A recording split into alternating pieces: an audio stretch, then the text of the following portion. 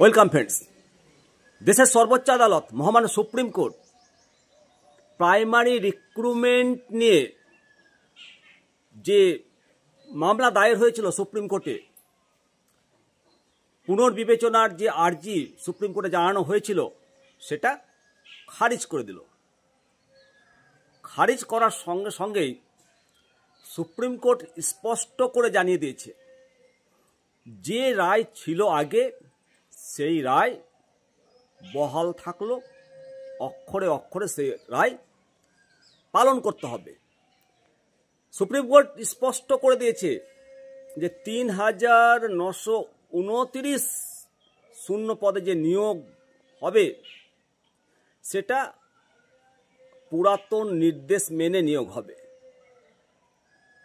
অর্থাৎ ২০২২ সালের নিয়োগ প্রক্রিয়ার সঙ্গে এই ৩,৯২৯ যে ভ্যাকেন্সি, এই ভ্যাকেন্সিটা যোগ করতে হবে, যুক্ত হবে। আপনারা তো জানেন যে ২০১৪ সালের যে টেট পরীক্ষা হয়েছিল, দুটো ফেজে নিয়োগ হয়েছিল, ২০১৬ এবং ২০২০ সালে রাজ্য সরকার জানিয়েছিল ১৬,৫০০ পদে নিয়োগ করা হবে। কিন্তু যখন নিয়োগ করা হলো তখন দেখা গেল যে ৩,৯২৯টি ভ্যাকেন্সি রয়ে গেছে। আর যত জটিলতা ওই ৩,৯২৯টি ভ্যাকেন্সি নিয়ে। তৎকালীন বিচারপতি মাননীয় অভিজিৎ গঙ্গোপাধ্যায়, এক্স জাস্টিস, উনি জানিয়েছিলেন যে এই ভ্যাকেন্সিগুলোতে মেরিট ওয়াইজ নিয়োগ করা হোক, সেই নির্দেশ দিয়েছিলেন। কিন্তু সেই নির্দেশ চ্যালেঞ্জ হলো এবং চ্যালেঞ্জ করে হাইকোর্টের ডিভিশন বেঞ্চে ২০১৭ সালের টেট পাসরা মামলা করলো। তাদের বক্তব্য ছিল ২০২০ সালের নিয়োগ প্রক্রিয়া শেষ হয়ে গেছে, নতুন নিয়োগ প্রক্রিয়ার জন্য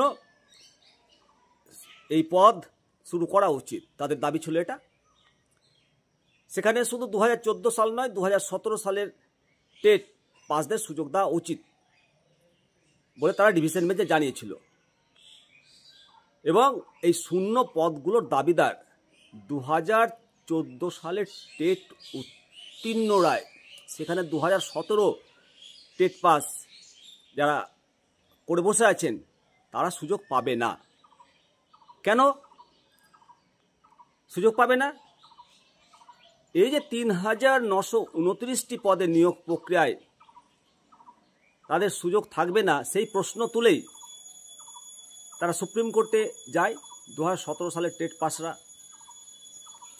২০২৪ সালের মে মাসে সুপ্রিম কোর্ট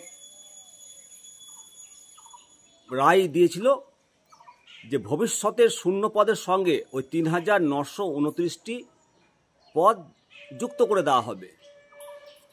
সেখানে আবেদন করতে পারবেন টেট পাসরা। অর্থাৎ সকলের জন্য নিয়োগ প্রক্রিয়ায় যোগ দেওয়ার ব্যবস্থাটা করেছিল মহামান্য সুপ্রিম কোর্ট। যদিও সেই রায় পুনর্বিবেচনার আর্জি জানিয়েছিল, আবার সেই রায় পুনর্বিবেচনা করে ২০১৪ সালের টেট পাসদের বক্তব্য ছিল হাইকোর্টের রায় বহাল রাখা হোক।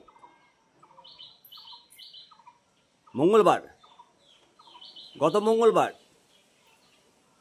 মহামান্য সুপ্রিম কোর্টের বিচারপতি এম সুন্দরেশ এবং মাননীয় বিচারপতি প্রশান্ত কুমার মিশ্রের বেঞ্চ সেই আর্জি খারিজ করে দেয় এবং সুপ্রিম কোর্টের যে পুরাতন নির্দেশ বহাল রাখা হলো বলে জানিয়ে দিয়েছে। অর্থাৎ সকলের জন্য নিয়োগ প্রক্রিয়ায় যোগ দেওয়ার সুযোগ করে দিল মহামান্য সুপ্রিম কোর্ট, সকলের জন্য দরজা খুলে দিল। নিঃসন্দেহে এটা মহামান্য সুপ্রিম কোর্টের একটা ঐতিহাসিক রায়। এর ফলে সমস্ত টেট পাস যারা তোমরা বসে আছো ২০২২ সাল পর্যন্ত, প্রত্যেকেই নিয়োগটায় সুযোগ পাবে। অবশ্যই আপনাদের মতামত জানাবেন। পরবর্তী আপডেট নিয়ে আবার আমি আসব। শিবরাম সরকার, আপনারা দেখছেন নিমতিতা দর্শন। ভালো থাকুন, সুস্থ থাকুন।